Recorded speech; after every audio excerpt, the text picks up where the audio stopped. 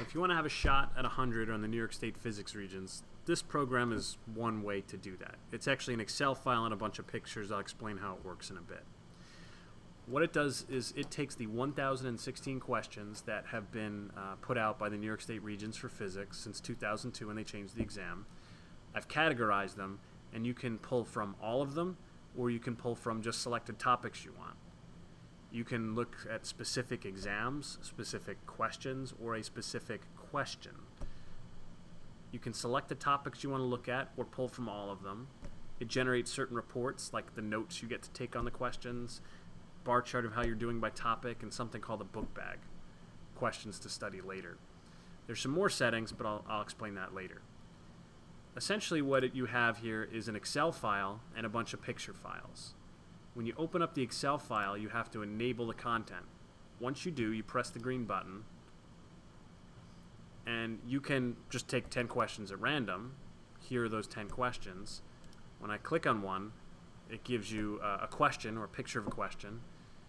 Which of these represent the gravitational field lines? Well, let's say I was to pick the wrong answer, 3. It's going to tell me I got the wrong answer, and it's going to tell me what the answer is. Then you pick the difficulty level you thought it was. It tracks that.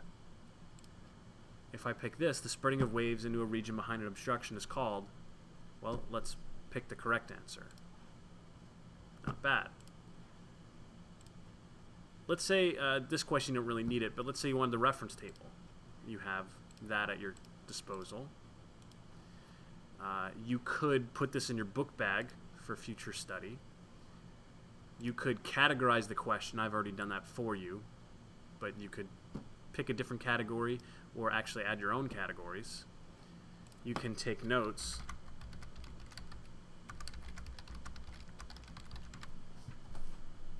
You can see what topics this question is on. A lot of different things you can do. You can export a hard copy of the exam. What this does is just exports images of the questions to another Excel file. That can come in handy, but definitely don't print that at school. That's wasteful. Export wizard numbers for you teachers who know what that is. You can do certain topics. Like, let's say you only want to do certain topics.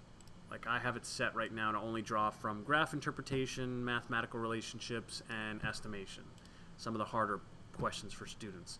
When I check this button, it now means that we're only drawing from the 115 questions that fit that category. So now when you pull up a question, see how it's got a graph interpretation?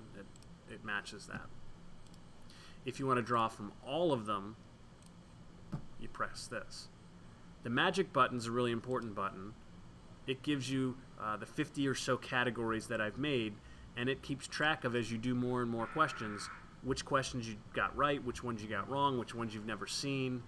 You can see, like, here's one we got right, or earlier I got right. It's a handy way to go through the questions. You can request a specific question. Like, if I wanted to get the June 1st or the June 2012 question 1, it'll give me that. If I want to get a particular exam, the June 2012 exam, it'll give me that. I could, those of you physics teachers know, question 36 is often an estimation question. But let's just see, when you look at all the question 36s from the Regents exams, what do those look like?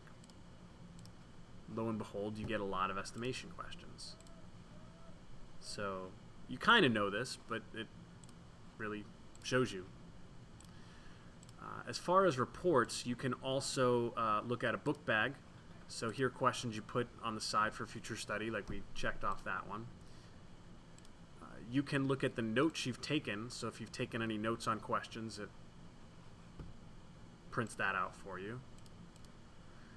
You can make a little bar chart. If you hit this, it's going to give you a bar chart of how you're doing on the different topics. I haven't done that many questions here, but you get the idea. There are other settings, like you can control when it tells you how you did, whether you got the answer right or wrong. It gives your name, so you can put that in or say friend or be more creative. The feedback, those words that it's saying when you did well or not so well, you can change those. That's just for fun. These two buttons, you can do it. It's just if you need a little motivation. And don't push it is just for my own amusement. If you want to see if there's an updated version, you can just go to here, or you can go to mrhosey.com/program. We'll also get you there. If you're a teacher watching this and you have Moodle, this will actually export all the questions and the way you've categorized them into a GIF format that at least you used to be able to import into Moodle. I think it will still work. And this is if you've done a bunch of work already and you want to import those settings, you can see that.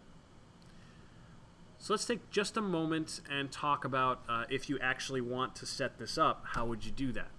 Well, what you're going to do is you're going to go to mrhosey.com/program. We'll take you there.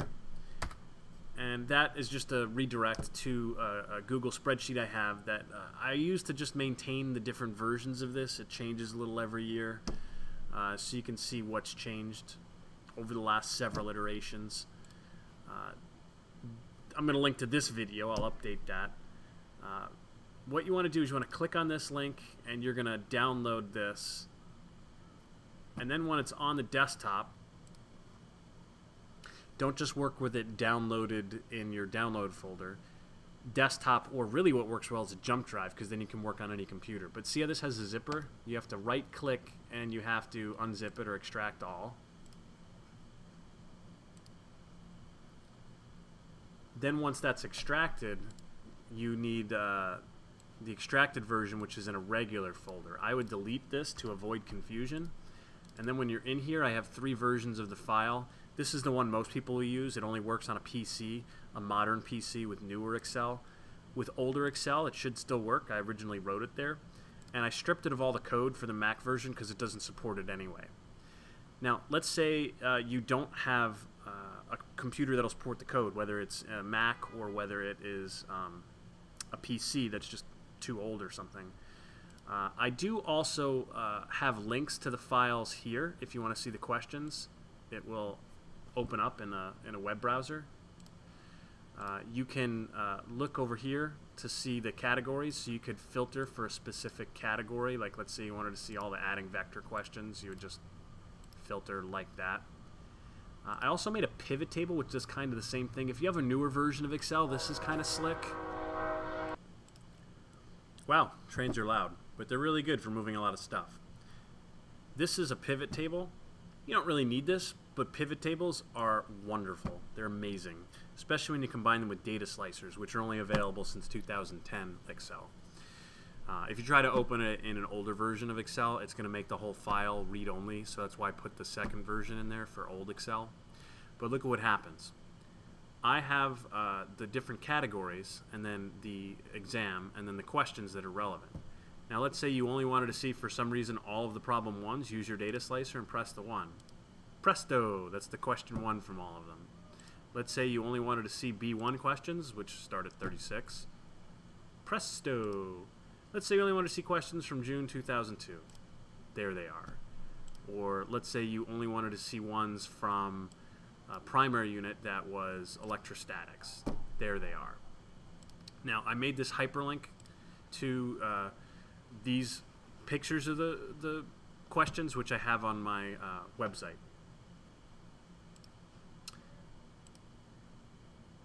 If you've stuck around this long, you don't need anything after this point, but you might find it interesting. You can go to the Superlatives tab directly and change some of the settings, like the comments you get. This stuff over here isn't going to mean anything to most people, but if you're one of these teachers that wants to try to get these into Moodle, like I did a few years ago back when I still had Moodle, just change the folder that you want it to be in, the category within Moodle, the parent category, the name of the text file you want it to have, and the images are actually hosted on the web somewhere, so you can put the address where you want them to be hosted. So if you can host them somewhere that's publicly accessible, that's great. Otherwise, for the moment, I have them hosted at my website, so they'll be there. But at some point, that might not be true, so you can change that if you want to know what I'm talking about. When you start the program, at the bottom here, it says Moodle Export.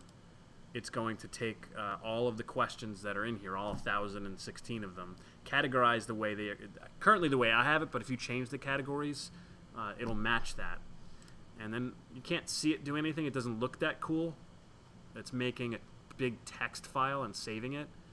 And then what you do is you import this text file into Moodle, at least in version 1.9 you could. And then the questions will work there. Well, I hope they do. They used to in Moodle 1.9. Just if you're curious how this does what it does, Excel has built into it something called Visual Basic for applications. And what I've done is I've written a whole bunch of code. There's well over 100 hours, probably honestly a lot more than that. Lines of code I've written, you know, hundreds to low thousands of lines. I've made different objects with different properties, and some of them are generated dynamically. I did it mostly because it would be fun for me, but I hope my fun helps someone somewhere get better at doing multiple choice Regents physics questions. I think that's all I want to say, but I am also curious if anybody does use this. Feel free to leave me some comments either on YouTube, or you can email me at prerequisite name, I know that's a long one, at gmail.com. I'd be curious to hear. I don't remember what I was saying. I got a phone call, but yeah.